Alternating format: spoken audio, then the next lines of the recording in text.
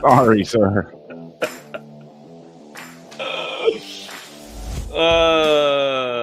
Just do the theme song staring at my face. Can I explain what happened? I don't want it. Just keep it going.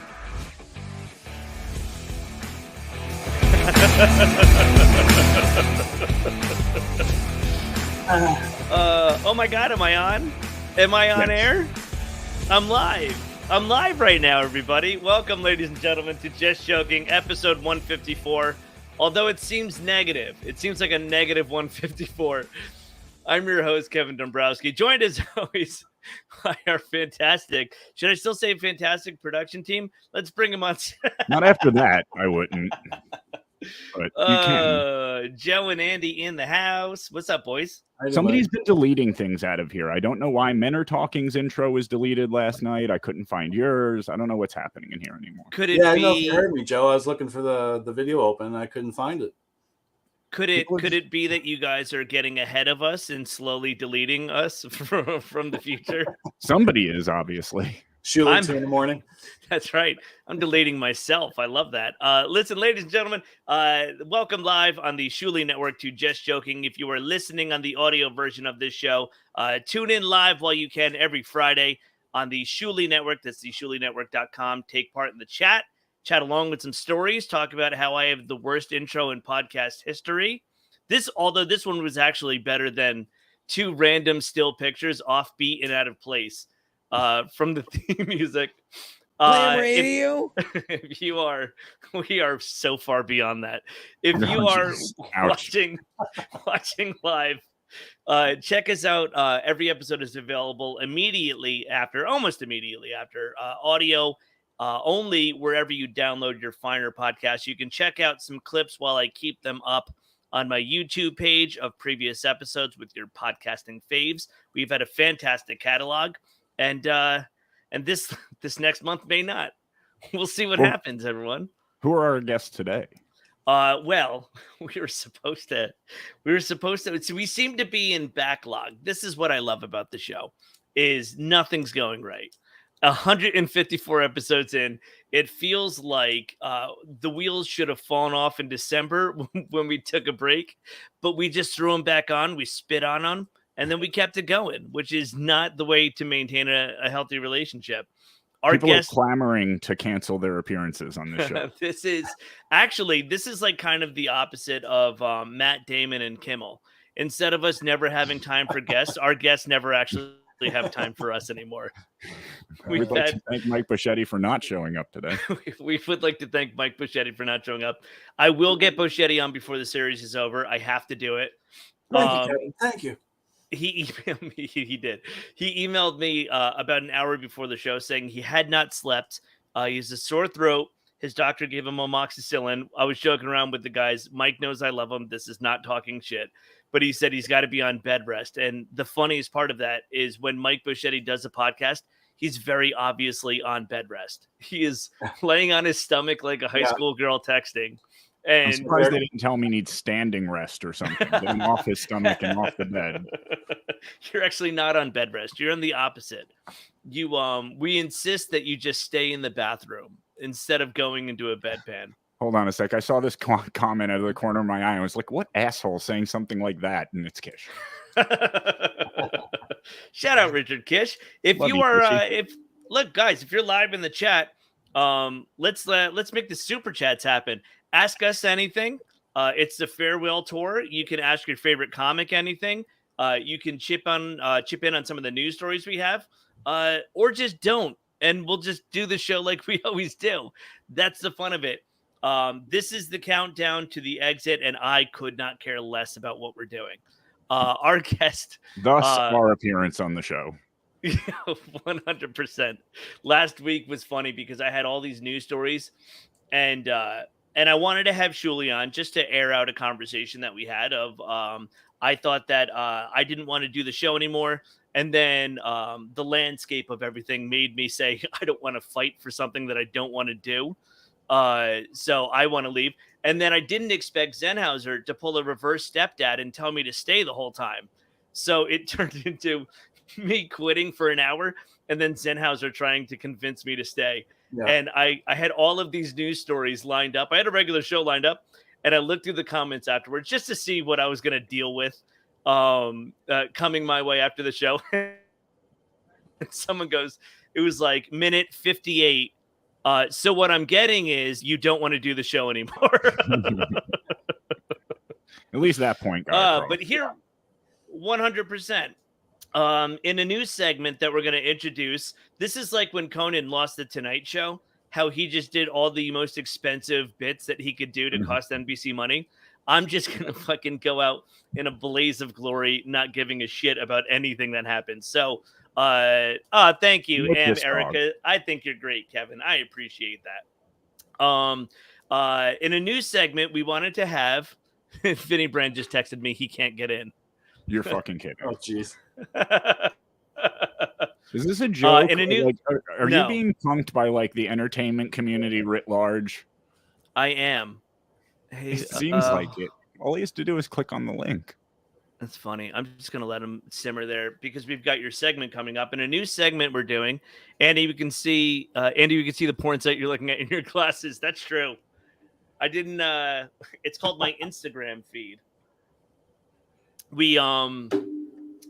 A new segment we're doing is Joe gets himself in trouble on the previous show, and then he would like to clarify his thoughts away from it, given some time and gravity.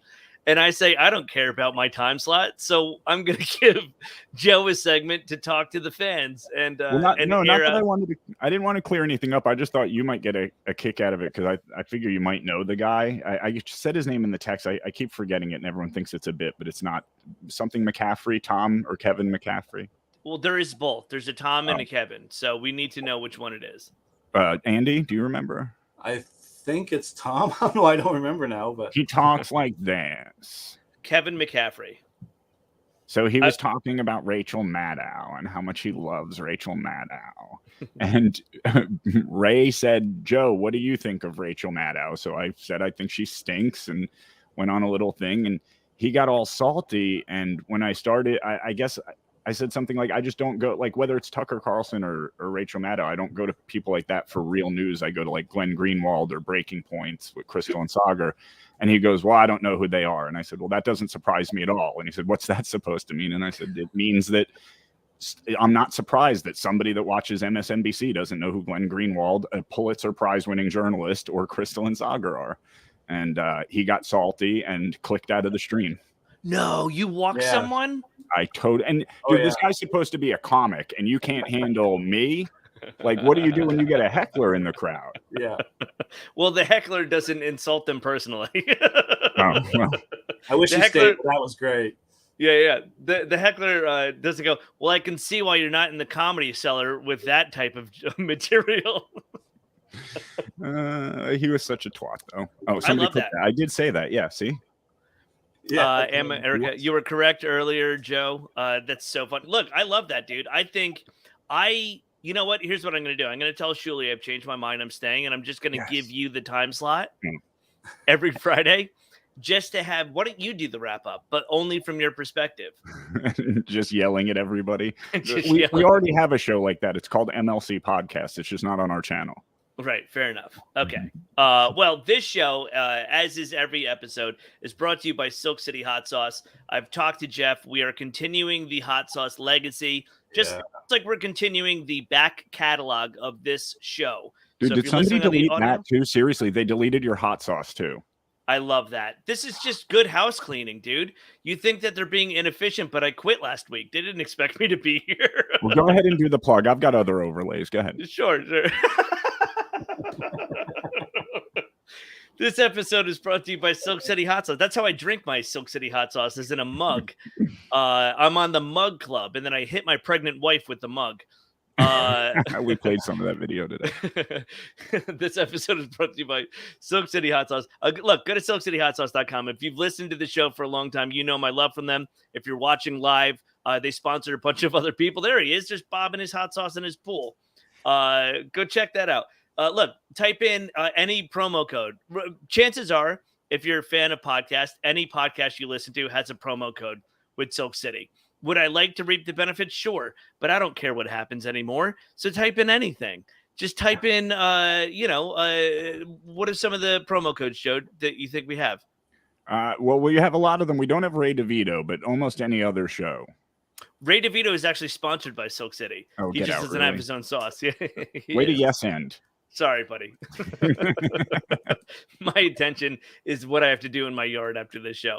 Your guest is here, by the way. Oh, perfect. Enter Mike Bochetti is out of typhoid fever. No, Mr. Brand seems to have figured out the link. Okay, perfect. Type in promo code just joking. Type in bed rest for Mike Bochetti's hot sauce.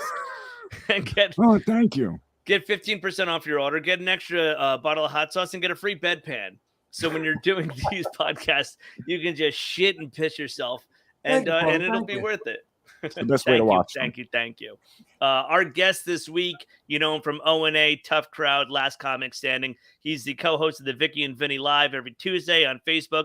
The owner and operator of the world-famous Stress Factory in New Brunswick and Bridgeport, Connecticut. Check out his latest special streaming now, R.I.P. Fat Bobby. The very funny Vinnie Brand is on the show. Oh, my God, finally. Look at this guy. I have to tell you, this is the second StreamYard event I've done, and my computer will not allow StreamYard to work. I have to do it from my phone. So it's so aggravating to me. And, listen, I need somebody with me at all times in my life because I need people to do this kind of thing. You have all these people doing all these people creating overlays, and it's amazing. I don't have anybody. So, I'm happy to be here.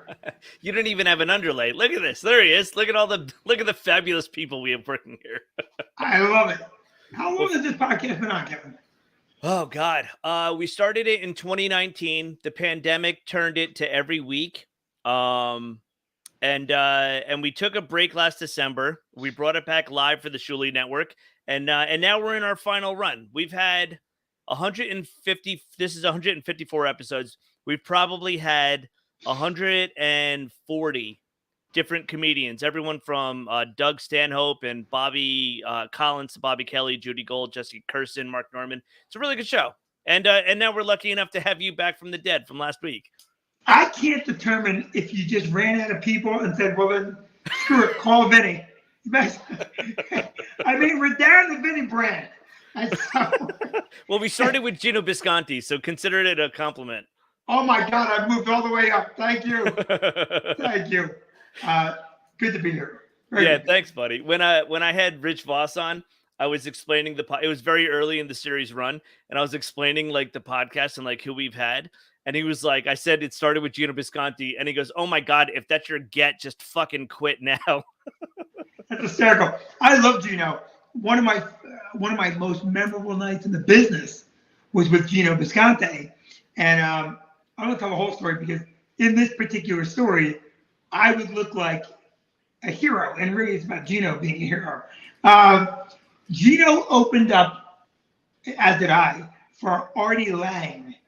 And Mike Bochetti was on the show in Miami. Do you know the story? I do, but I heard Gino's version of this on his podcast recently, so I would love to get your version on air. Oh, I have not heard. Okay, so here's what happened. I'll try and be entertaining and brief. So, Artie, first of all, is one of the most generous, nicest guys in the business. And I haven't talked to him now in a long time. And he's always a gentleman. So Artie called me up on a Monday and said, hey, can you come down to Miami? I'm doing the Jackie Gleason Theater. Someone must have dropped out, right? So it's going to be me, you, Gino Bisconti, and Mike Bochetti. So I'm like, yeah, sure, I'll come down. So now Miami's a notoriously gay-friendly community. Sure. And Gino Bisconti, who I love, is notoriously stupid. And so notoriously stupid. So notoriously gay stupid. Oh, he's so ridiculous. So Gino goes on, and by the way, I did the backstage read. The audience, 2,800 people, I think it was. They're red hot. So I said, we've got Artie Lang here tonight. They go nuts. And I go, And three other great comics. They don't know it's me reading. They're going nuts. Please welcome Gino Bisconte. They go nuts. Gino goes out on stage. He's supposed to do 10 minutes. In the first 30 seconds, I'm not kidding. In 30 seconds, he makes a joke, and two guys about 20 rows deep, dead center on the stage, made a comment. And Gino goes, "Oh, look at the two guys, the two gay guys. They don't like me, two gay guys."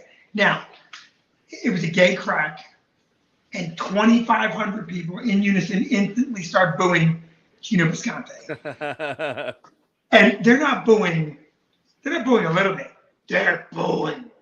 And he has to do 10 minutes. And he stood there for 10 minutes getting booed. He didn't break a sweat. He didn't break stride. What does that tell you? Someone that's not affected by 20 minutes of booing. Oh my God. So now they boo him like that. Now Bochetti, is Bochetti on with us yet? No, Bochetti's on bed rest, even though he does his podcast from his bed. He'll be on. I think he'll be on in 2 weeks. That's what Bochetti is in the back, melting down, doing the ticks. He's going, "Oh my God, oh my God." It's like a mic. I go, I go, "Get it out of your mind, Mike." I go, "They're red hot." I go, "He made a gay reference. This is Miami. You can't make a gay reference in Miami. That's, a slam." So I get Bochetti quasi calmed down. Gino brings out Bochetti. First 40 seconds, they're not having it. And then he starts getting laughs. He's getting good laughs. And I'm watching from backstage. Artie's watching from backstage. And you see Bochetti go, "What, sir? What?" Yeah, he walks all the way to the front of the stage. He bends down. He's talking to someone in the front row. And then the chair was empty. Yeah, I would tell you. He stands up because, "Oh, thank you, thank you." He turns his back to the audience and zips his flap. His fly was unzipped. Okay, now, my God. The whole audience is kind of laughing at the moment. Bochetti turns around and he goes, "My fly was unzipped." They're dying now. They love him. They're eating out of his hands. And Bochetti goes, "The two gay guys probably loved it." And they lose their minds. They're going to. I mean, I'm gay. I mean, I love it. Yeah. Thank you. Oh my God. Oh my God. So Bochetti melts down and bails out at 8 minutes. Gino goes back out. Now the whole room is booing horrifically. They went from jazzed up to bad. Gino goes out, and Artie said to me, "Just do 5 minutes. They're a bunch of animals. My audience." I go, "Artie, I'm gonna kill." And they're down my mind. Now I go out. The same two guys started a little bit. I ignored them. I mean, in 2 minutes, I just had a great show. Mm-hmm. So good that I didn't want to get off stage. Right now, I go, "Thank you," and they're screaming. And I'm like, "Oh man, if I could just say, screw Artie, I'll do more." And I'm walking and looking at the audience, walking off, drinking it all in, and all of a sudden, they start booing like mad. And I'm like, "Oh my God." And I'm like, "Let me get off stage." I turn, they're booing because Gino has stepped back onto stage. Now I gotta tell you, Gino just didn't give a shit, which I respect. He brings Artie up. Artie kills. Artie comes off stage, and they're clapping. And he goes, "Should I do a call so I can have him come out? Should I go out?" "Yeah, go out." He goes, "Should I bring everybody out?" I go, "Yeah, bring everybody out." He goes, "I don't know." Bochetti and Jack, they're gonna forget all that. So Artie goes out. He calls me out. They're clapping. He calls out Bochetti. They start booing. He calls out Gino. They call Gino, and I'm like, "Oh my God, I never heard anything like it." They're going, go from screaming to booing. It's so loud. And Gino just, he didn't flinch, which I respect. So, I love that. We actually call that a Gino Bisconte cheer when you get. Well, was Gino's version dramatically different? No. I think he made fun of you for being the hero of the story, which I love. Well, listen, I love telling the story, but not for that reason, right? Sure. Because I'll tell you stories like just a month ago. I'm trying to figure out where I was. Maybe 2 months ago, I just had a horrible show. And the horrible show stories are fun to tell because, we're doing it a long time. You don't have that many shows where you just don't go over. Mm-hmm. And, I know where I was. I had to do a private party. I thought you were going to say the Stress Factory. What's that? I thought you were going to say the Stress Factory. Oh, no, I know where no, I was. No, the stress. No. At my room, I really can do no wrong. And, my room, I just don't care. At my room, it's, cake. But I was at a private party. I was getting paid good money to do it. And it was a crappy setup. But I'd done that company party like 7 times. And I'm telling you, man, I couldn't get out of the gate. And at some point, I'm like, all right, just do your 40, take the check, take your medicine, and go home. So. Yeah, 100%. I love when comics say shit like that, where it's like, these aren't actual industry terms, but every comic can relate when you go, I couldn't get out of the gate. It's like, it's something every comic knows where you're just like treading and you're like, can any moment now, let's pick up some speed. Let's do anything. That show, so what happens, how long are you doing stand-up? 13 years. So you don't tank at this point, not often. There's degrees of tanking. Like I have a very, very high standard of when I do stand up. So if you're not out there crushing, to me, it's like, you didn't get him. So It's like, it could be good. And, it's a compliment when someone else goes, oh, that was great. But to you, it's like, fuck, like I just missed that home run. You know what I mean? It's like, it was a double when it should have been out of the park. Those are the ones that bother me. Okay. So, that can happen, right? I mean, like actual tanking where it's not a double. It's actually the first pitch and you swing 3 times and strike out on one pitch. So, on shows like that, and I can remember having shows where physically, with no motion whatsoever, I'm just drenched in sweat. Because it's you're eating it and you just start sweating. I do anyway. Yeah. And it's an amazing thing what we do, but I don't mean it in a I'm full of ourselves type of way. Right. I mean it in a I can't believe anybody gets paid to do this. Yeah, I agree with that. It's amazing in the way that we're high functioning and mentally ill that we're able to pull this off. It's like doing stand-up is kind of like drumming. It's like your brain is pulled in all these different quadrants and directions, and you're thinking 7 different things at the same time. And acting on those impulses is like doing it over time, just sharpens those impulses. I think the worst I've ever bombed is so I've been coming down to this stress for a while, but I think you and I actually got to know each other when I was opening for Carlos Mencia. So I was on the road with him for a while. He met me at like 4 years in. I was just a crowd work guy. And he showed me a lot of stand-up, man. He really, really helped me become a good comic. And the worst I ever bombed was with him. I was starting to get confidence in my writing and the type of laughter I'm getting, not just making people laugh, you're getting the type of laughter you want and all this stuff. And it was the only time I've ever said, hey, will you watch this bit? I wrote this new bit and I want you to see it. I never gave a shit.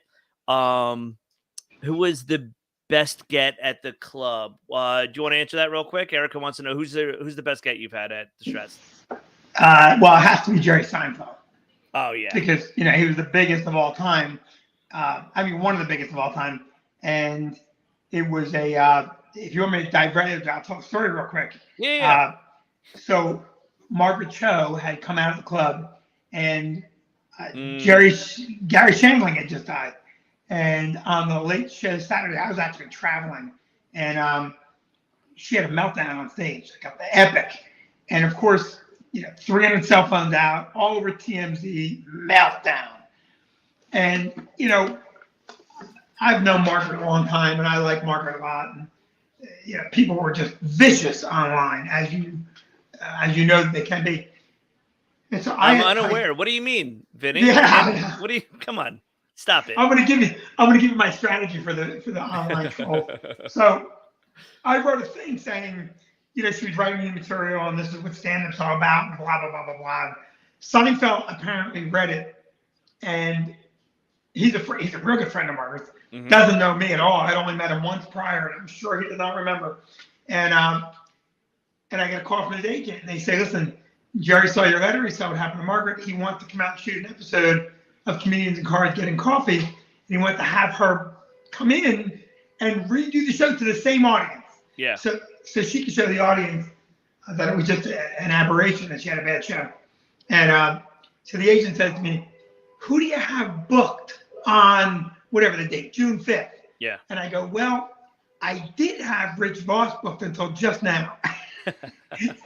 And so it's Seinfeld. Did the agent go? Class. Did the agent go? If that's your get, just quit. Yeah. No. Well, I'll tell you what. I've only met Jerry.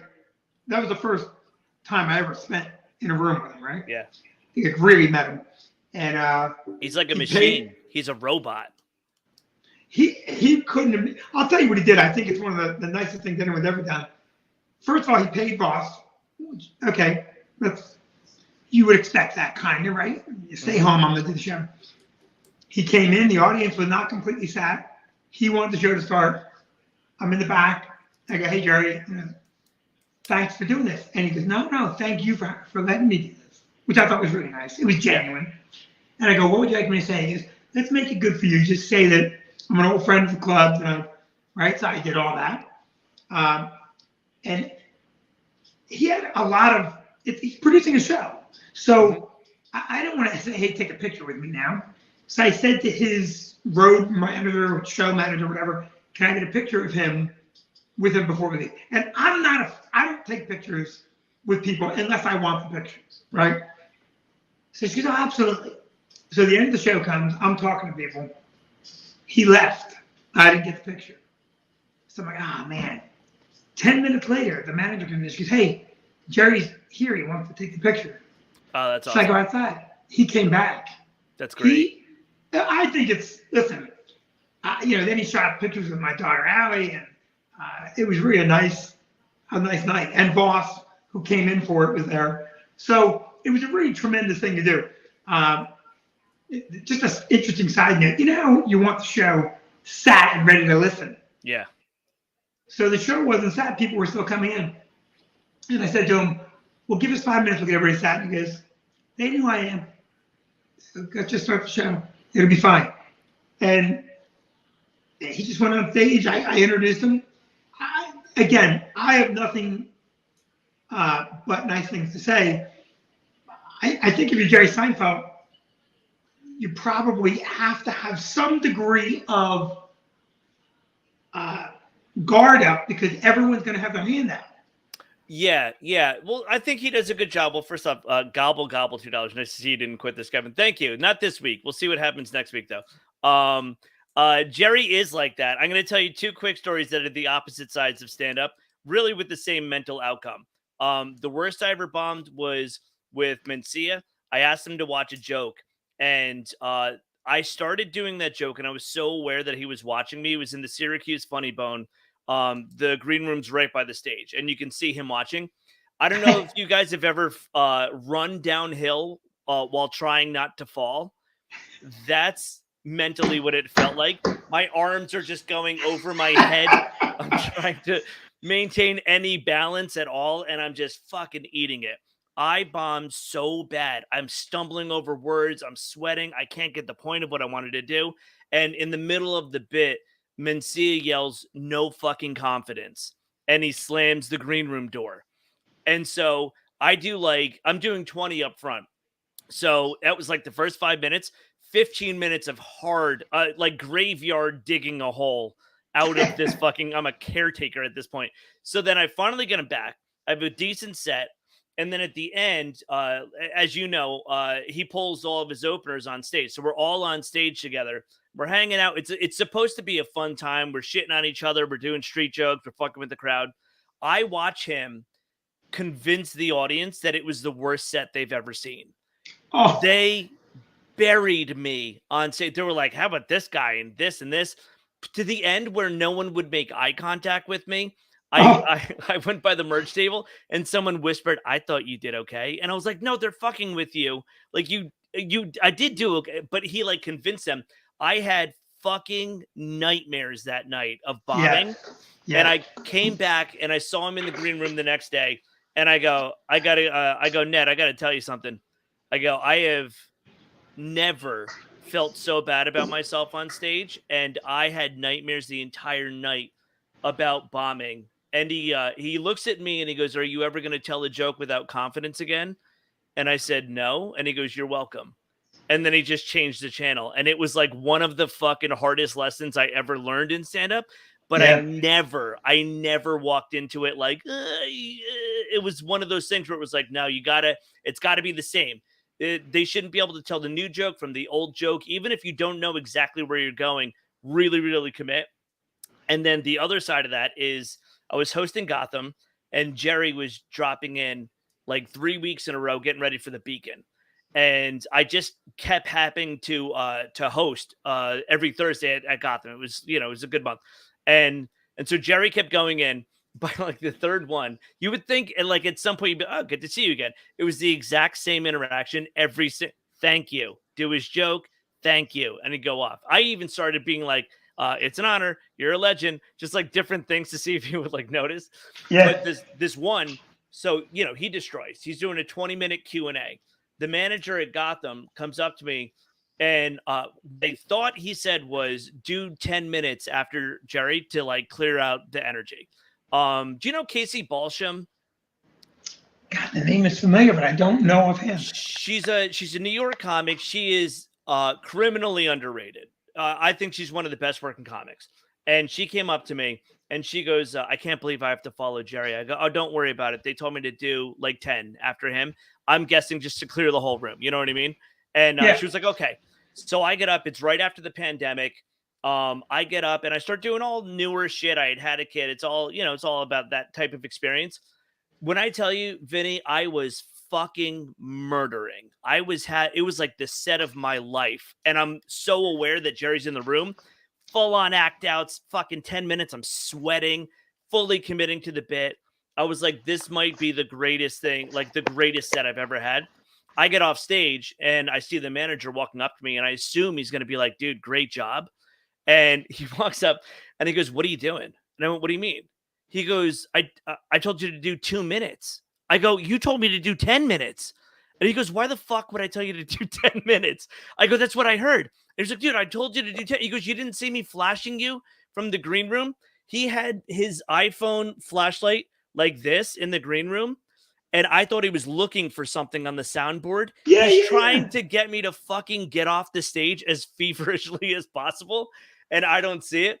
And I was like, dude, I was a flat out fucking panic. I was like, I am so sorry.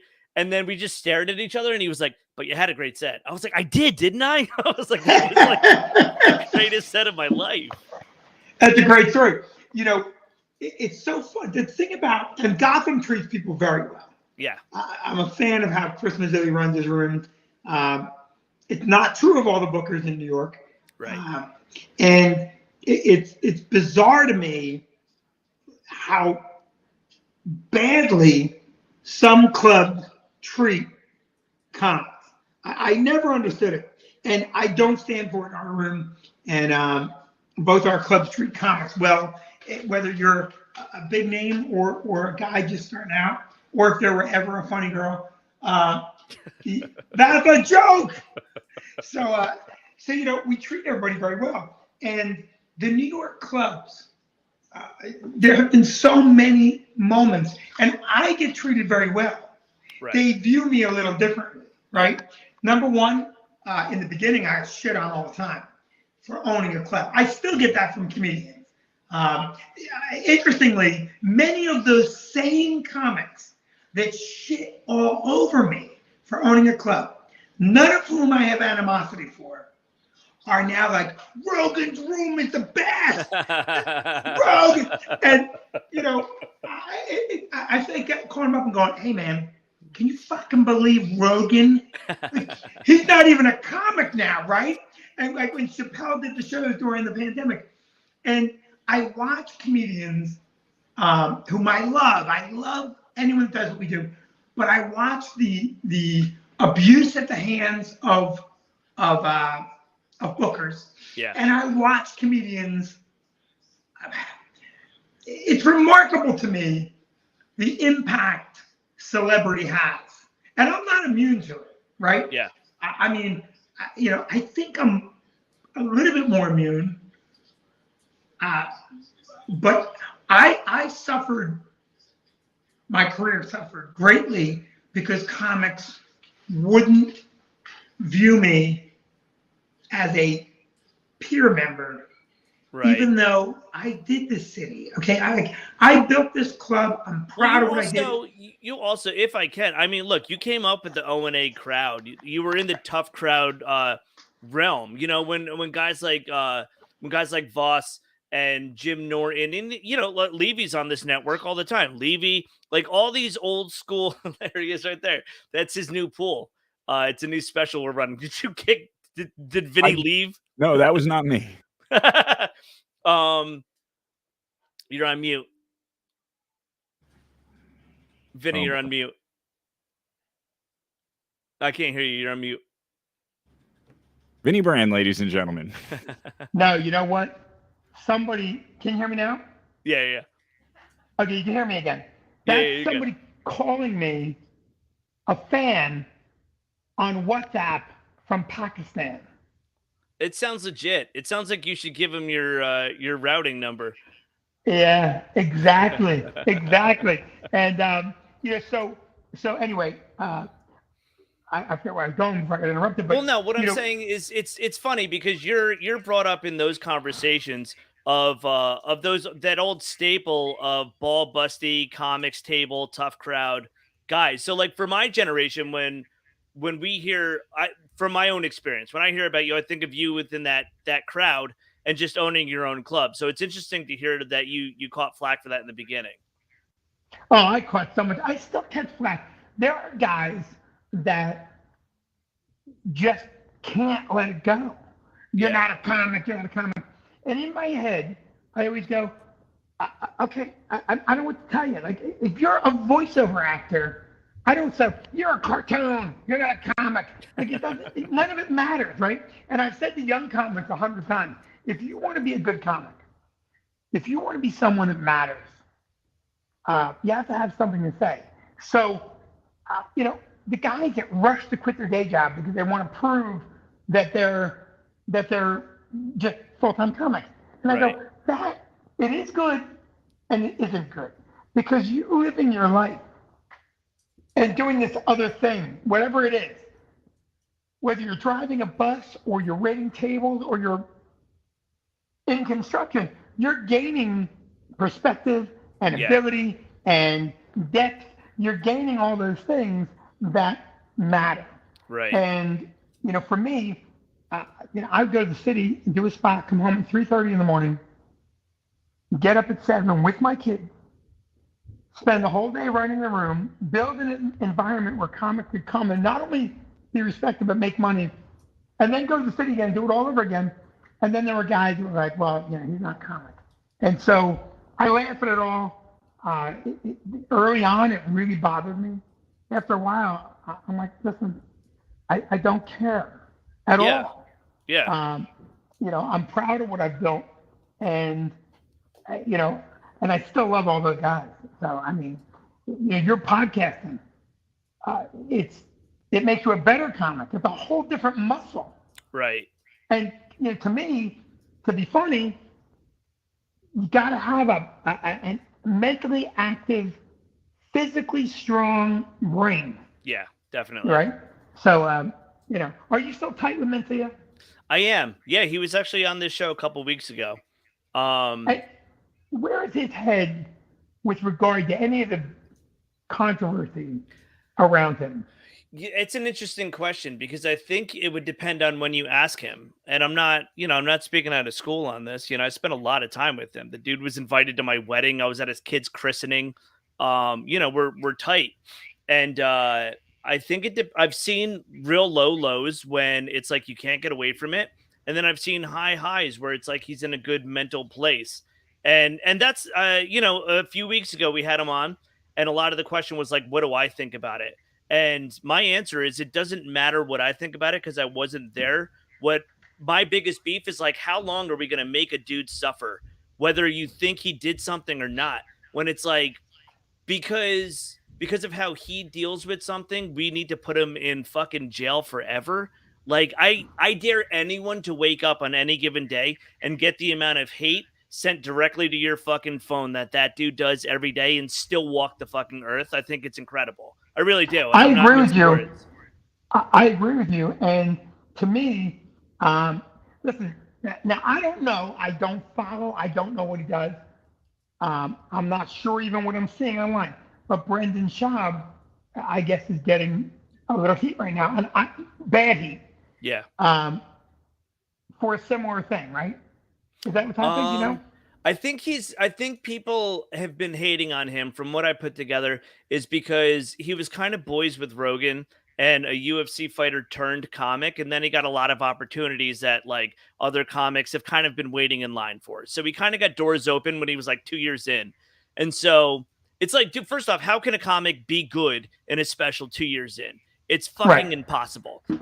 So by nature of it, when you make fun of like whatever his skill level, it's like the dude's fucking 2 years. Put me in the major leagues of baseball and I would be the laughing stock of the league. It's just fucking common sense. Yeah. The thing about the industry is, and you know, I want to be funny, right? Yeah. And for a long time, I sat and said, well, you know, I'm good. And then finally, I realized that doesn't matter in terms of, it doesn't matter for getting opportunity. Right. Because there are 1,000 good guys, you know, totally. good comics, good, both male and female comics. I can't, no, say what you mean. I can't help but notice you keep just saying men. Just say it. I have to do it. So you know, so what is opportunity? Well, opportunity is go out and make your followers grow. So 6 months ago, I said, okay, you're either going to keep bitching or you're going to start working that other. So I started doing my own social. I'm really paying attention to my own social. And so now I'm watching my following on YouTube. I'm just under 60,000 followers. You know, Facebook, over 60,000. Instagram, right around 9,400 or whatever. TikTok, 37,000. Now listen, 37,000 followers on TikTok in the world of TikTok is dog shit. but you have to don't click on mine. Yeah, well, yeah, you know, Kevin, if you don't do the work, right? Now let's just say tomorrow I get 11 million followers. Because it can happen so quick. It's remarkable how quick. So let's say tomorrow the guy from Pakistan spreads the word and I get 11 million followers. They're all ISIS and your house is blown up. Yeah, exactly. So I get 11 million followers. Well, if I have 11 million followers, well, all of a sudden now, it's highly probable that HBO, Showtime, Netflix, they would suddenly say, well, we got to give them a follow. We got to give them a special. Right. Because, and I don't even fault them for it, because they're in the business to make money. For sure. Their model is not, let's reward talent. That's never been the model. I tell every comic, stop saying you deserve X. Because the model has never been that. Never, ever, ever. So look what's happened to Bud Light. And by the way, is your podcast, am I being too serious? No, I think this is an engaging conversation. Boys in the back, what do you think? Oh shit, they went to sleep. They've fallen asleep. Sorry, it was so boring I fell asleep. Well, you know, it's so funny because when I talk about comedy, I eat, sleep, drink, digest. It's all I do, right? The business aspect, the performing aspect, the analyzing aspect. So advertising, how it all interplays. So it's all just perception. Right. So look what happened. Now Bud Light goes out and makes a decision. And you goddamn well know that in the boardroom, when that executive, it was a woman, made that decision, okay, they all went like this, oh, this is going to be great. And that backfired, and now she's on a leave of absence. Mm-hmm. Okay, now what happened? Did Anheuser-Busch say, did they walk in and go, hey, we didn't know you did this. Of course not. There's no way she said that. So what happened is the money shakes the tree, not the other way around, right? But it's like that with clubs too. And not to interrupt you, but just to add on to that, it's like when comics go, I'm better than that person, I should be in here. Well, it's like, well, what do you bring to the club?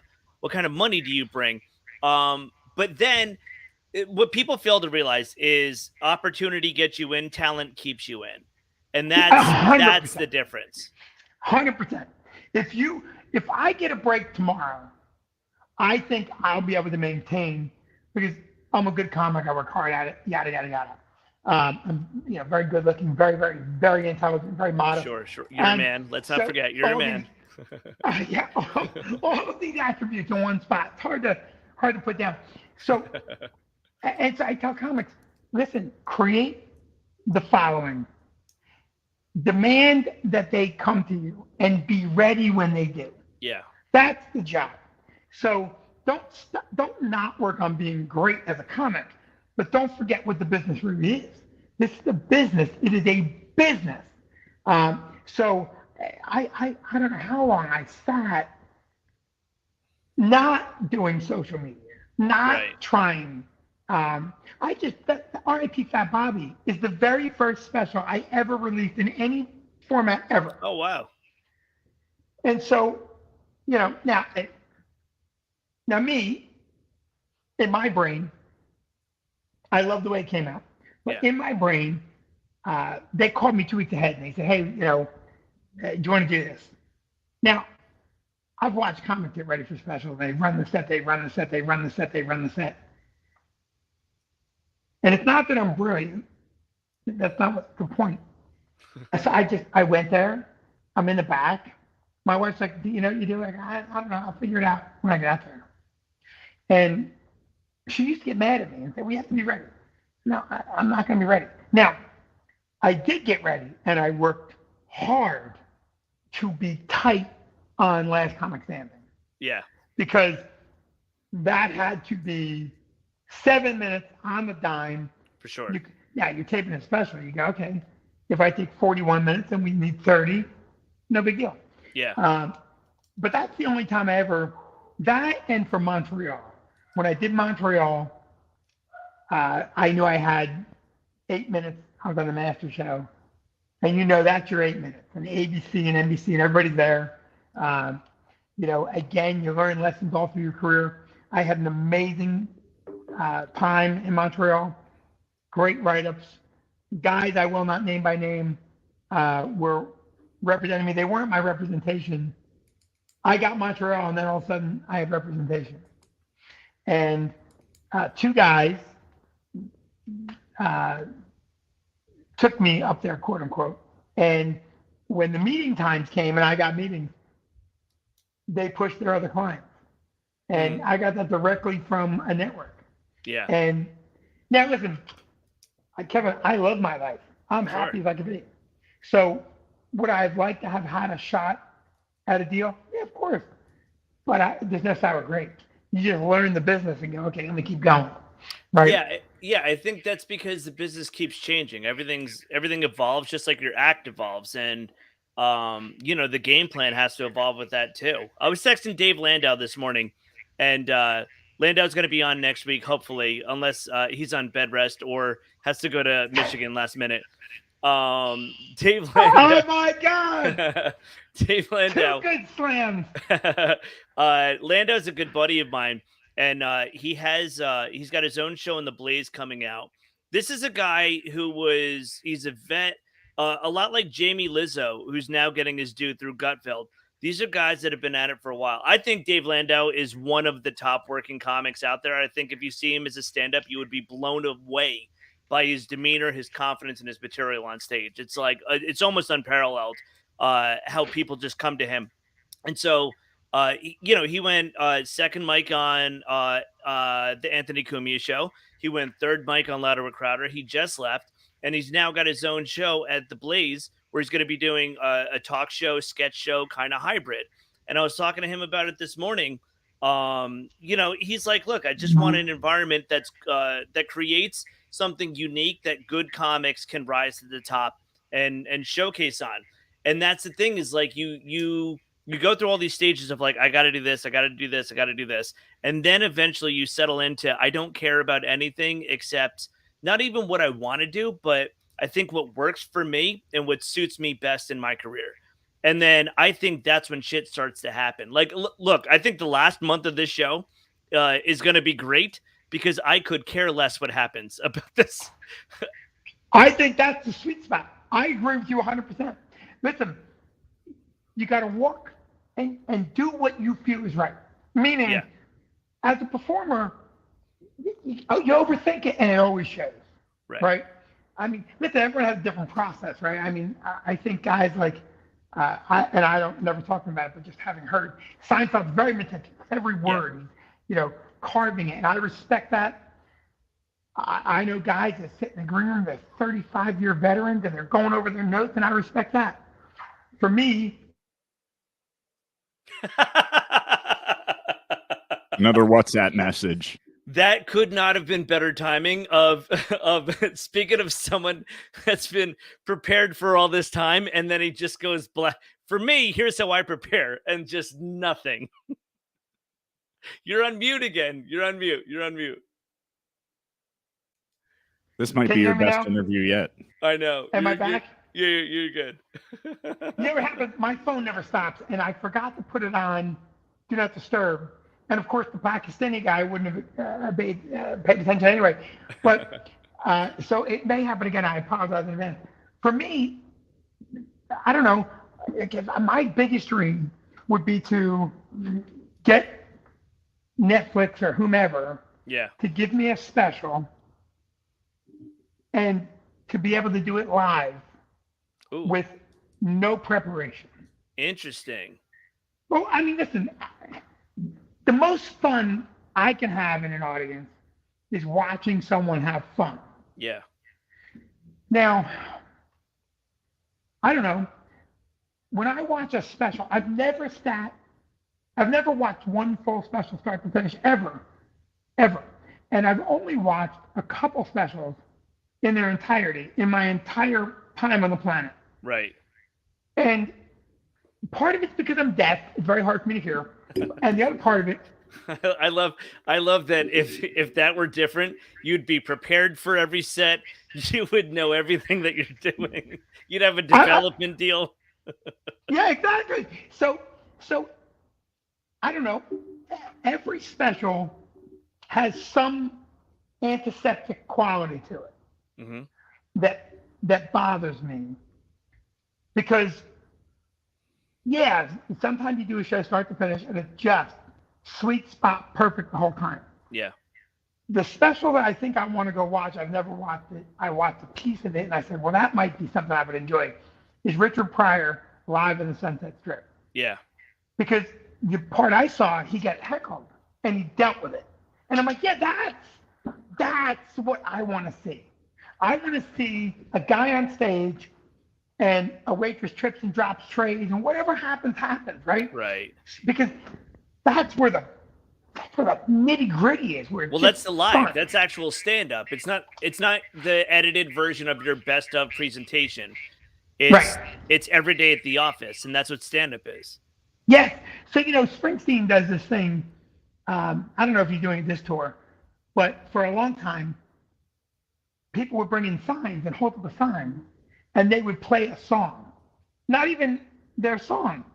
Sometimes it would be, Under the Boardwalk. And the band is so good that they play Under the Boardwalk. Now, imagine what's really going on there. People buy money, they pay money to see Bruce Springsteen, and they want to hear Thunder Road and Born to Run and all that crap. Right. I shouldn't say crap, all that stuff. And then the guy goes on stage, and he does a lot of that, and then he goes, let's take requests. And the audience is blown away. They're blown out because I believe subliminally they know they're watching a guy have as much fun as they're having. Yeah. Which his shows have always been anyway. But when you see the guy, like I saw him live, I was at the show where Prince died the day before, the day of. And so I was at the show where he did Purple Rain. Oh, wow. Yeah. And so, the band doesn't know Purple Rain. They never played Purple Rain. That's Springsteen. I think Clarence probably knew Purple Rain. No. So, but imagine working for Springsteen, and he comes in and he goes, "Okay, guys," and they opened up with Purple Rain, because that's what he's been doing for a while too. If a major musician died, he would take one of those songs and open up with it. So he opened up with Purple Rain. Place goes ballistic. They're not hearing Thunder Road. They're hearing that and that to me is what comedy is. That immediacy of this happened, I saw it, and I made it funny in front of all you people.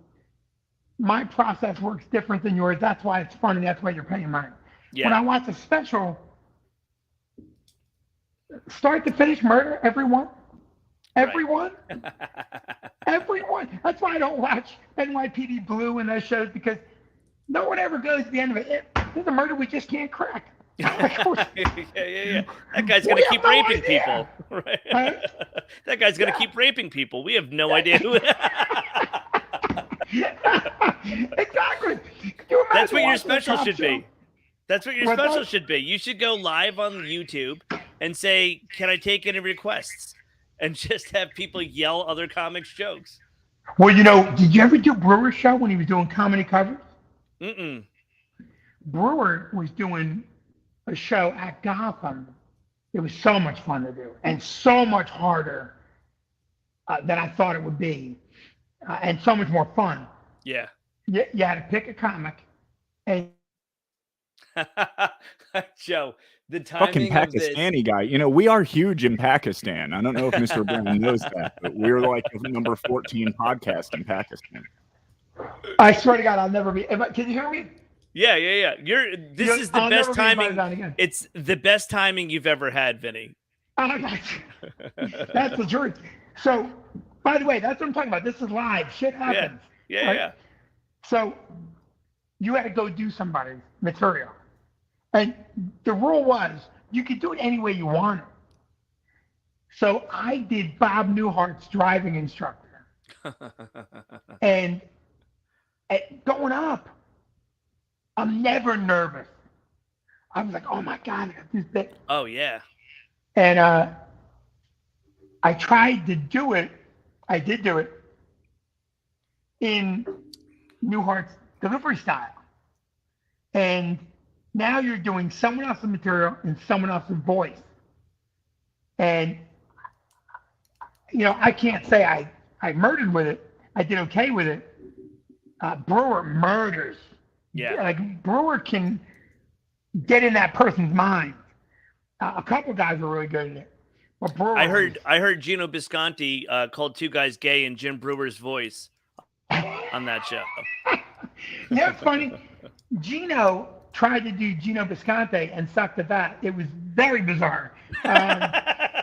Very bizarre. He did himself and he couldn't pull it off. So, it was Brewer's. Brewer can do anybody. I mean, yeah, he could do anybody. He did so many great routines of other people. And I tried to do a Brewer piece in practicing at home because I'm like, oh, this would be great. I'll do Brewer's bit. And then I completely chickened out. I'm like, I'm not doing Brewer's bit with Brewer in the room. Just ranting about the vaccine and Fauci. Oh, well, this is way before that. Way before that. But comedy covers was a blast. And I think he should have picked it and made it into a show. But I don't know. I don't think anything ever. I know nothing ever came of that. That'd have to be like a segment on like this version of like the Tonight Show or like Corden or something like that, where you come on and do like a famous version, a famous comic version of something.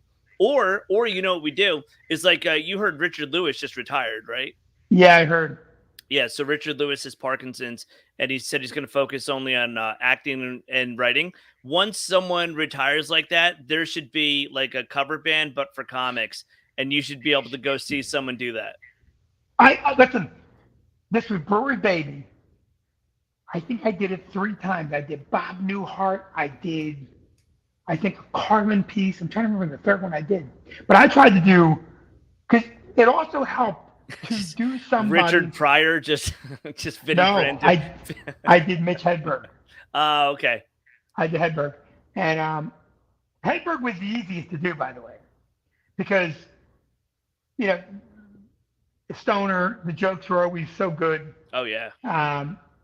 But Carlin was harder, but kind of easy because I identified so with him, and Newhart was the hardest for me to do. And, you know, when I was doing Newhart, I'm like, oh, wow, Ellen DeGeneres really got influenced by Bob Newhart. That's when it, you know, really you could see it, because when she calls God, that was, you know, anyway, that was all Newhart like. Anyway, Did you ever had Brewer on your show? I've talked to him about doing it. He was real busy when his special came out, and then I just worked with him at Gotham maybe like a month and a half ago, and we had talked, but he's down in Florida. He's busy. He's got his own thing going on. Yeah, I was hoping it would happen, but it doesn't look like that's gonna. I think the last month is gonna be Landau and Will Noonan. We're gonna have Florentine and Don Jameson with Bochetti. I'm talking to Jamie Kennedy about coming back on, and then we got to figure out a good way to end the show. Why are you ending? I think this show has run its course in terms of the format, and I think it's look, we've had like 145 comics. This is a great conversation. Shows like this are really fun. It's all based around how comics talk in the green room. So I do have headlines just to go through and get us talking shit. But when it gets into a good conversation like this, and there's jokes going back and forth, we're busting balls, this is what the show ends up being a lot of the time. So I do enjoy that, but it's just, dude, it's real hard to keep the booking going of the quality of guests that we've had, you know, obviously. But it's really, it's more so. It's more so in December, we kind of wrapped up, and I was like, man, I need a break from doing it every week. And then we did it live on this network for a while. And it's fun to have live. You have people talking along and the whole thing, but it's more so the way the podcast scene is right now. It's kind of like continuing storylines and what shows mad at what and who shows mad to who. Oh, here you go. SG Ranger says, enjoyable show. Best wishes to all. Cheers to the class of 77, those born 59. And howdy to the chorus in the chat room. Thanks, Vinnie. See, like comics like that. Very nice. Comics like that are fun. I don't know. Maybe the show in some version will come back later, but I think it's more so I need a break. And it's going along the lines of what we were talking about before of like, I just don't feel like right now it fits within what I want to do. And it's more work than it's worth to me. I like the catalog. The show's been great. I'm going to keep the back catalog going. I'm going to pay to keep it up. So anyone that does like the show can go back and listen to all these old episodes. But it's more so I feel like it's run its course. And rather than keep it going because everyone says you need a side thing, I'm going to listen to my head and go, no, I think the show should end when I feel like it should end for what the series is. 100%. You know, my wife and I do our Tuesday Night Live.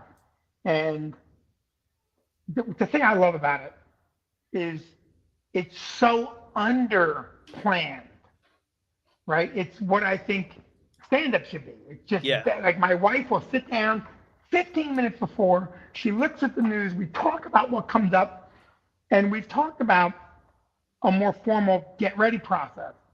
And I love doing it with her because she's engaging, and she's not a stand-up. Yeah. And one of the things that some of the podcasts become repetitive. I've enjoyed this podcast tremendously because I don't feel the need to have to be on, right? I can just have a conversation. Yeah. And I like working with her because, if I make my wife laugh, that's more than a Netflix special. That is so fucking true. One of my biggest pet peeves is when I say a joke and my wife says, that's funny, in a tone like she didn't believe I was capable of that. Yeah, that's great. So, you know, me, I'm very, very committed and happily married. Brewer and I were in a pitch meeting, and it was with one of the big shots at the network that Chelsea Handler was on. I'm trying to remember which one it was. The E network. But who was it? A&E, right? E Entertainment. E, there you go. Yeah. And we just hit home run after home run after home run. And the show was about me and my wife. And the guy goes, "It's just the meeting was supposed to be 30 minutes long. It lasted 2.5 hours." Yeah. We had the guy right in the palm of our hand. And he goes, and I really like what I hear, Vinny. And in the room is, Judy from Levity and WME and the lawyers. It's a big meeting. And so I wasn't supposed to talk. But Brewer and I took the meeting over. The lawyer never talked. No one ever talked. It was just me and Brewer. And, both of us just killing it. And the guy goes, I want to know, are you really that big a Family Guy? And I forget his name, Chuck. I go, listen, Chuck. I go, I'd love to be on your network. I'd love to have a show. I go, I want you to take your checkbook out right now and write a check. I swear to God, I said this. I go, if while you're writing that check, my phone rings and it's my wife, I'm taking the call in real time, no questions asked. Yeah.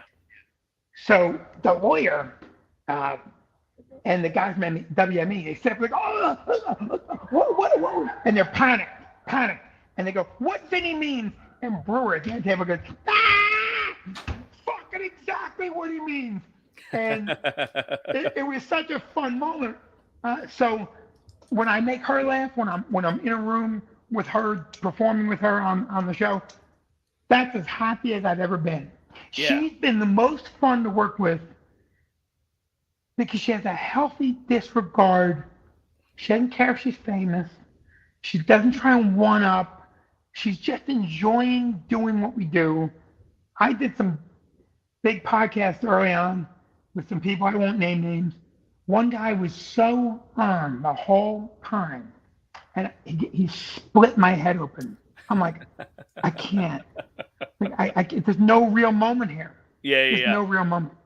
But that's the thing, man. Is like I think a lot of comics are afraid to be real and honest, and Danger zone. and that's what happens.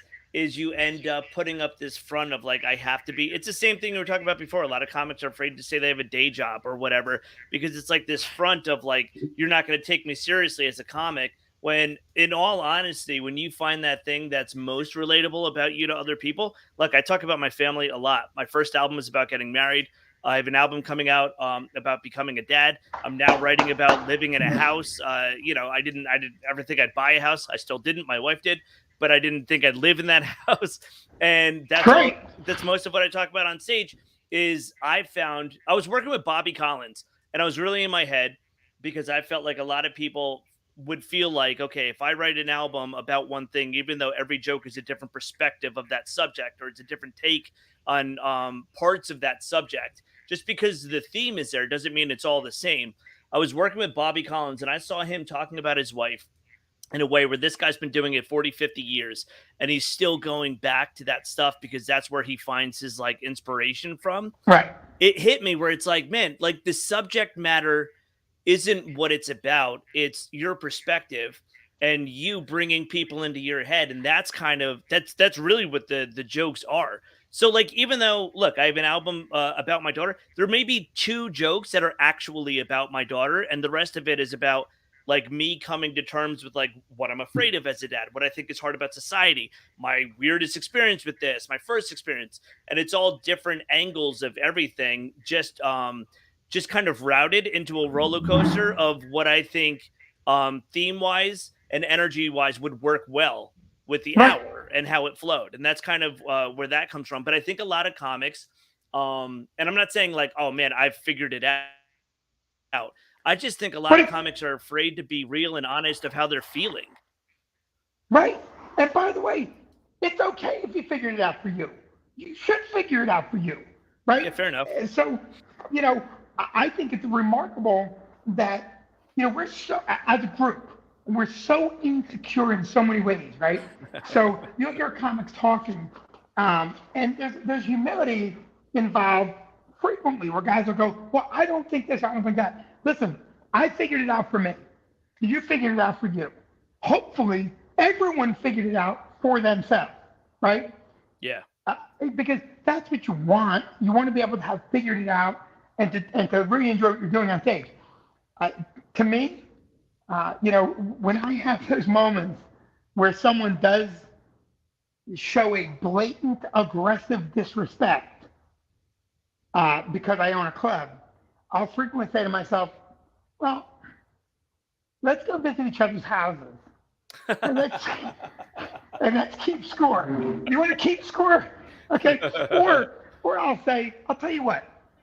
You go up before me on the first show. I'll go up before you on the second show, and we'll see who's who.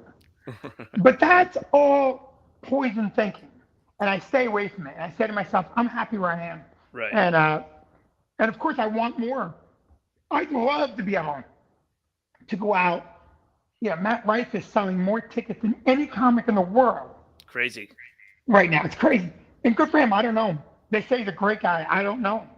I've met him before. He is a nice kid. Everyone says he's great. I've talked to 20 people. The funniest part, it happened so fast for him in terms of blowing up. I know he's been at it for a while. But I never heard the guy's name. And all of a sudden, people were going to go, can you get Matt Rife? Can you get Matt Rife? And the guy got him booked right after Robin Williams. It's going to be such a great week. And so, I don't know why I even got on that, right? But I'm just anxious to continue to do what I'm doing. I don't know a thing. I'd love to be able to go out and fill a club and say, okay, all these people came to see me, right? And so I'm going to make a little money. They all came to see me. Why does it feel like this story is going to end with just a stream of urine going onto this camera? Is my stream screwing up? Hey, Bird. I had to get some power. I'm running out of juice. And so I had to come plug in. Oh, God. There's going to be so much noise where I am. Hey, Tab, you have a charger I can borrow for downstairs? I'm on a live podcast. There's no charges in the house. Well, there's got to be charges in the house. It's very aggravating. Very aggravating. Here's what I love about this is you just basically pulled out your dick going, show me your house, I'll show you mine. And then you proceeded to get up and show us your house. I didn't mean to show the house. I just wanted to get a chart. I'll show you the backyard. Can I get a thing to plug in downstairs? I don't have a box, and I have to take Somebody's I have to doing take well. my charger to work, and I'm leaving in 10 minutes. Kevin, how old are your kids? 2.5. Okay, I just want you to know something. All right, get this thought into your head. Who knows where technology will be when your kid gets their first phone? But I hope that you have made arrangements to hide your own chargers. Okay, you have to have a constant and uninterruptible supply of chargers. I'm sorry about all the noise. I'm gonna go. No, you're good. I like this. Show me the corner of the room. Do you have Robin Williams stuff there? Speaking of all the comics that you want to see the whole house? Behind me is that's my living room, kind of. Yeah. There's a dog bed laying there. What I like most about my house is privacy, right? So in my backyard, I have some serious dogs. But in my backyard, I get some serious privacy. Oh, that's what nice. I like most. Yeah, that's right. I want to be away as from far away from the Wi-Fi router as possible. Is my Wi-Fi okay? Am I breaking up? No, it's honestly better than when Pakistan calls you. Oh my God, I'm sorry. I'm going back downstairs. I got a charger in my hand. Now I can go back downstairs where I won't be interrupted. This honestly, this feels like you preparing for a set. It's just pure chaos walking around. I gotta tell you something. It's not that different for me because I don't take everything very seriously. I take it all very, it's fun to me. Yeah. How did you, hey, I got to ask you because he's kind of in the news right now. Pete Davidson crashed into a home in LA. Yes. And it's being investigated. Are you two cool again or what's the deal with that? Okay. So yeah. Let me flip around here. Hang on. This is the best podcast ever, Kevin. This is honestly, I can't tell you how much I don't care about what happens to this series. So I love what's going on right now. I swear I'm a trainer. So, Pete more or less started in our room. And when that happened, I was really upset and pissed off and surprised. Now, the answer to your question, yeah, we're fine. We don't talk, but not because we don't talk, because what he did to make up to it was very cool. He came back to that club. Yeah. walked in the green room. I didn't know what to expect. Walked in the green room, stuck his hand out and said, "Hey man, I'm sorry." And simple, direct, easy, clear, great. And then we thumb wrestled. I swear to God we did. And then he did the shows, and he's in a different orbit. Yeah. Right? I mean, he's in the but everyone knew he was going to do that. Everyone knew that. When you saw, actually, I could think of, it was at the Stress Factory. It was, I think, a Tuesday show. Gordon Baker Bone used to do a show at your club. And I was on, Pete Davidson was on, and I think it was the first time I saw Pete Davidson do material. He was probably 15, 16, 17, somewhere around there. Very young. And his material was so naturally tight and so well written for his perspective of where he was at in life. Talking about like, it's weird going to college and, you and your roommates wake up with boners and you realize these aren't for each other, or stuff like that. Or like in between his jokes, he would just say, "I miss my mom." And it was like, this guy is a monster because he's got such a healthy understanding of himself as a comic, and he's a good writer already, that, given the right circumstance, it's like, and he's got the youth. Everyone wants to be a part of that success. He's going to fucking take off. And it was everyone that saw him knew that he was going to be who he is. Yeah. And he did. Gordon's a very funny guy too. Gordon's great. Gordon's one of those dudes that's been at it for a while, and he's starting to get his due, which you love to see. Yeah. He's a good, funny guy. Pete really, back in those days, I really just remember coming in, a very nice guy. And of course, he is a nice guy. I mean, he came back in, he didn't have to do any of that. He could have just said, whatever happened, and let it be. But, again, we don't talk, not because we're at odds with each other, but because he's in a different orbit altogether. I mean, he's bona fide monster status. Definitely. So, and I think he's back on SNL now, right? He left and went back. No, he's hosting this weekend, I think, is the big thing. Yes, I mean, it's great to watch him. There's been some great guys that started. We just confirmed a very big comic this morning who used to work the room a lot. We haven't had him in 15 years or thereabout, and he's a monster comic. That's Mike Birbiglia is going to do the room. Nice. It's great. And, I love who we put on the stage. Anyone we put on stage, I admire and think they're strong and they deserve to be there. Obviously, Birbiglia, I mean, that's an easy one, right? But, it's a no-brainer. So it's been really, it's been a fun 32 years of doing what I do. Yeah, that's what I feel about this podcast. I've only been doing it 3 years, but it's felt like a fun 32 years of doing this. It's a great thing though. You're an easy conversation, which is fun. Yeah, I mean, he'll be back. I got the whole production team trying to stop me out the door. I'm trying to go out for a pack of cigarettes and never come back, Vinny. Yeah, there you go. You smoke? Do you smoke? I smoke cigars. I'm a big cigar guy. Cigars are one of my pet peeves. Why is that? All right. And no offense you intended. Sure. I'd prefer if you actually offended me, honestly. Well, the offense is unavoidable, but it's not intentional.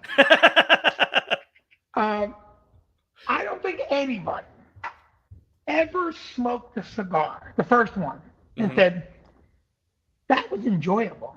I'm going to do it again. And I think it's tied up in this notion that that's what men do. Now, I do believe you become accustomed to and enjoy cigars. Yeah. Right? But the first one, I remember I smoked my first cigar. I didn't enjoy it during the process. And then for the next 4 days, I couldn't taste my food. And I'm like, well, I will never fucking do that again. All right? I will never do it again. Now, I have bad habits. I drink too much coffee. I remember as a young kid, a guy gave me a cigarette and I puffed it. And he said, no, you have to bring smoke into your lungs. And I did. And I coughed and my eyes watered. And I swear to God, he goes, "Oh, don't worry, you get used to it." And I looked at him. I was 14. I looked at him. I go, Did he say, "Now shut up and get it in the van"? No. No, I said to him, "Well, why would I get used to that? Like, why would I get used to that?" But cigar smoking now in the world of comedy, it's become so. Things have become very popular. Hang on, I'm thinking about it. My daughter, you taking off, honey? What's the matter? You need to talk to me. I have to go. Huh? I have to go. Are you all right? Yes, I'm fine, Dad. We're on a podcast. This is live. So if you're upset, you want to take a break and come talk to you? No, I'm fine. Okay, give me a hug. No, they can't see you, honey bunch. Oh, Dad, I'm fine. Okay, give me a hug. Goodbye. Come here, baby. Joe, if there was ever a time for Pakistan to call. This got weird. Come on. Come on. Kevin, talk for a minute. I'll be back. Yeah, bam. This is didn't it seem like for a second that Vinnie was doing both voices? Yes. If he was like, "This is how I got to get out of the podcast." What if this is how the series were to end? Is Vinnie to go, "Are you okay?" And then he's doing an Otto and George, and he's the other side of his daughter, and he just leaves this live stream on. He has a very interesting energy. It is I think it's a healthy energy. Yeah, he seems very nice. While we've got a moment, do you mind if I plug something? Please do. Is it your next show that you're going to yell at someone with? No. I'm actually going to be doing 7 minutes at the Ha Ha Hole in Sandusky, Ohio. No, I'm kidding. Tonight, Jim Florentine and Don Jameson are at Bonkers, downtown Orlando. So if you're in the area, come check them out because they're both awesome. That's beautiful. I love that. Plugging people that aren't even on the network. We have maybe future people. This truly is why I'm leaving. No, don't leave. I hate that you're leaving. I might be the only one, but at least someone does. That's fair. You know, everyone, we can't all agree on something. We need to have some sort of upstream swimming for the show to work and for decisions to be made. Otherwise, you would think all people those are poor lying. Bedouin tribesmen in Pakistan that won't have this show to listen to anymore. we rank very highly in Pakistan. We do great in Pakistan. Hang on one sec, guys.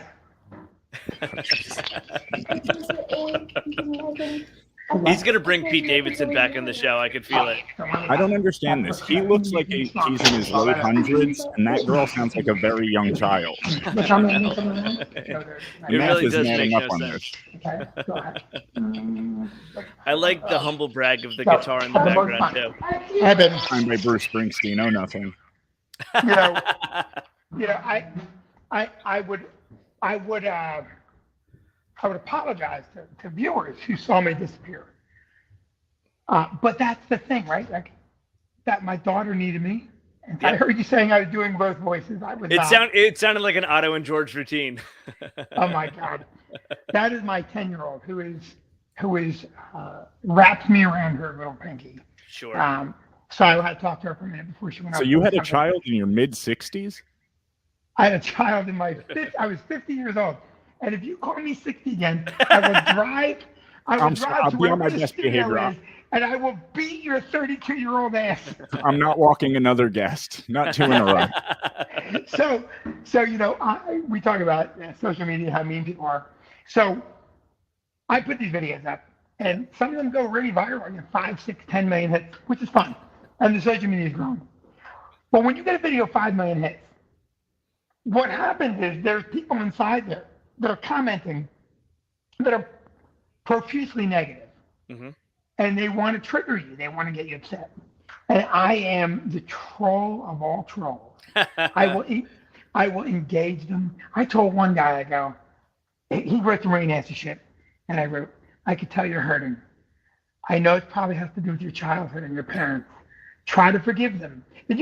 My advice is so, and he'll be back, "Don't talk about my family." And I'll be like, "Listen, it's okay.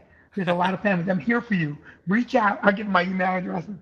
And it's funny to me because. So was that actually your daughter, or was that guy? Was it that guy?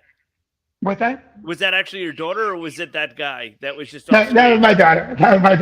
And it cracked me up because what I do to people is I make them re-engage and you watch the video take off. So to me, the only thing that matters at all in my life is my family. So in the middle of our very important podcast, Sure. right, out we go. It might be one of the things that holds me back. It's a pretty funny story. There was a very famous booker in New York. That booker is still there. I was there every single week. Every week. I was there 5 nights a week. I called up and I said, hey, I'm not available next week. I'm taking my family skiing for vacation. Off the schedule. Off the schedule. I didn't get back on the schedule until August. That booker said to me, oh, I didn't know you were back.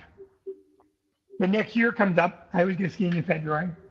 I tell my wife I'm going to call the booker and tell the booker I'm not going to be there. And my wife goes, don't say that. Say you're in LA. I go, no, I'm not doing that. I'm a grown man. I can go away for a week. By the way, New York City spot pay is awful. Yeah, it's right? not great. No, it's awful, Kevin. Well, it's awful. So the key is to get yourself to a position where you're doing multiples and you're able to stack up. Or look, there's top clubs that are doing market rate, which is what everyone in New York is gunning for. And if you're lucky enough to get into that, then you can make a living doing it. Hilarious. You can make what David calls a living. I will never. I have no animosity. I love all the clubs in New York. Sure. Chris Mazzilli, Chris D'Italia, great guys. Mm-hmm. Great guys.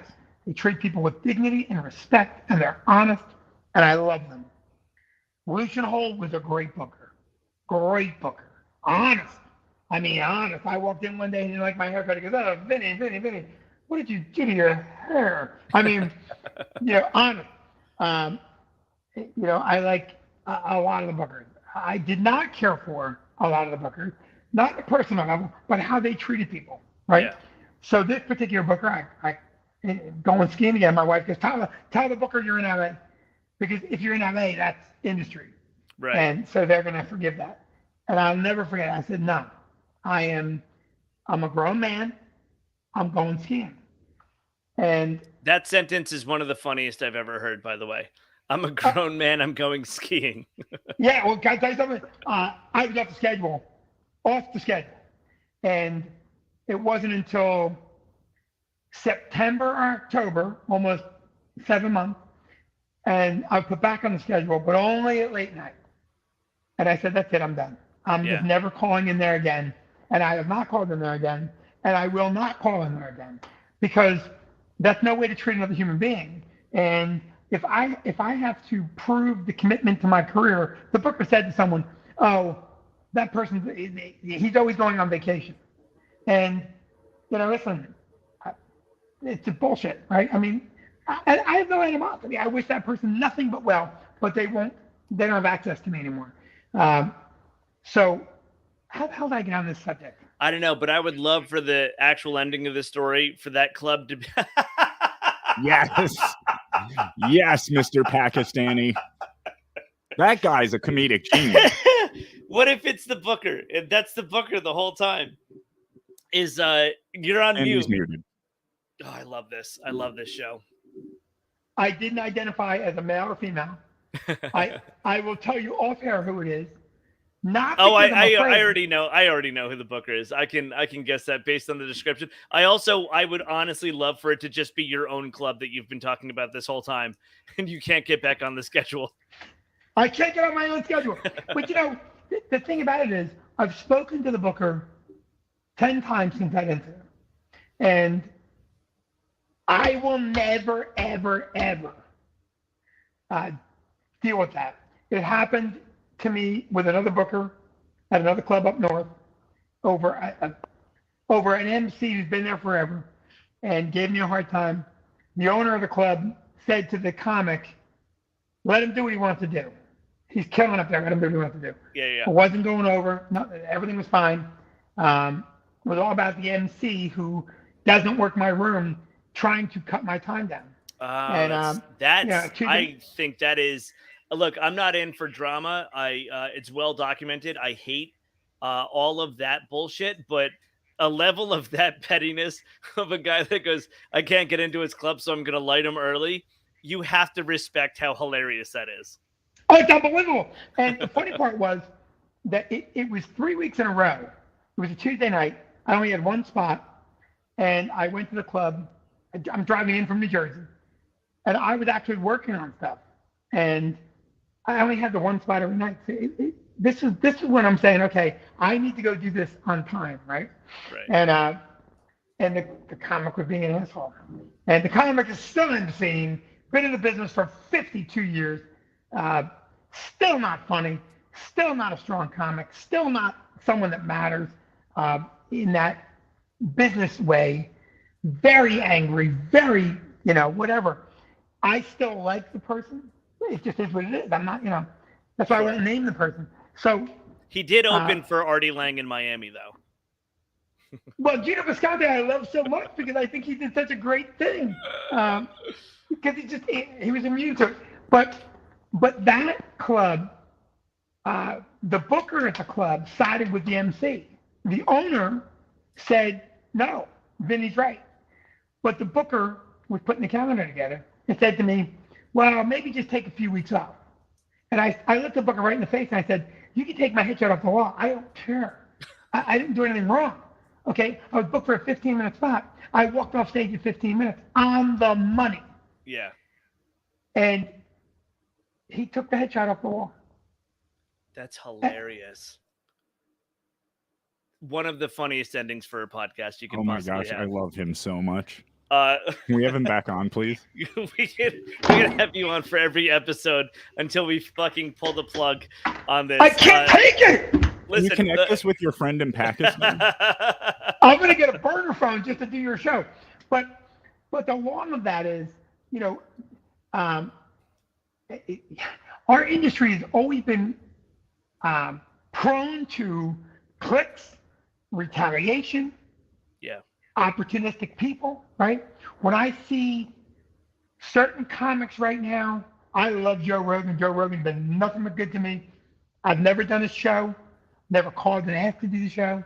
I did actually send in an email to the booker one time, but they didn't put me on. And I'm okay with that. Joe has enormous guests and does a remarkable job with his show, and I would do it in a heartbeat. So this is not about Joe. It's about the people that have slammed me and are now kissing Joe's ass. I just saw a guy. Again, I won't name names, ever name names.